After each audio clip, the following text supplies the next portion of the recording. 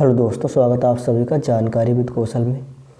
Class 10th और chapter number समांतर श्रेणियाँ, इसका हम आज इम्पोर्टेंट प्रश्न को इसमें हम डिस्कस करेंगे कि उस एपी का 31वां पद ज्ञात कीजिए जिसका 11वां पद 38 है और 16वां पद 73 है।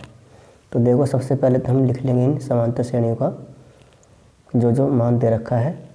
तो 31वां पद निकालना है हमें, अर्थात हमें A31 हमें निकालना है बराबर क्या, ठीक। फिर उसके बाद हमें दे रखा है इसमें 11वां पद कितना है, इसका 38 है, अर्थात 11वां पद इसका 38 है और 16वां पद है 73। तो इसमें ना तो हमें प्रथम पद का पता है और ना ही इसका सार्वांतर का हमें पता है। तो हम मान लेंगे कि माना जो ये श्रेणी है एपी श्रेणी, माना एपी का प्रथम पद ए तथा सार्वांतर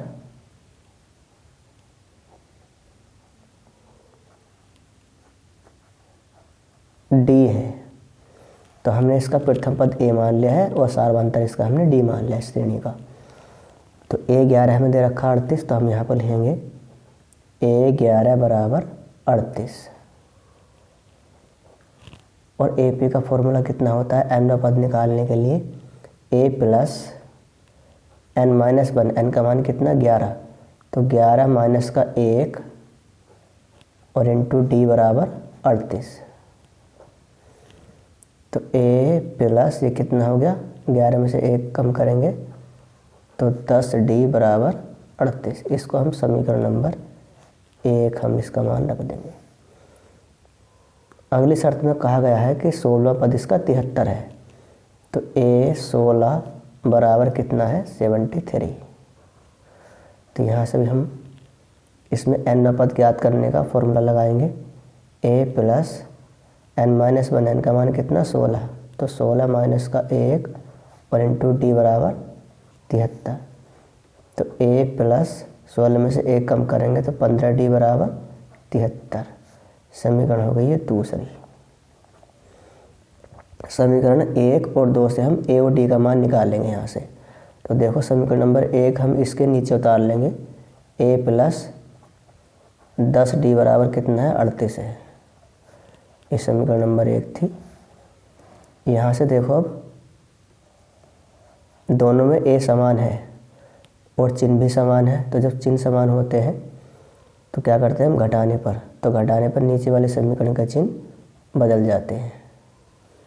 ये कैंसिल आउट, 15 में से 10 घटाएंगे तो ये कितना बचेगा 5d और बराबर 73 में से हम 38 घटाएंगे तो ये कितना बचेगा 35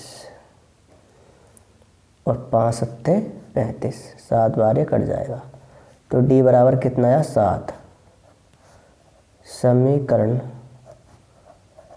1 में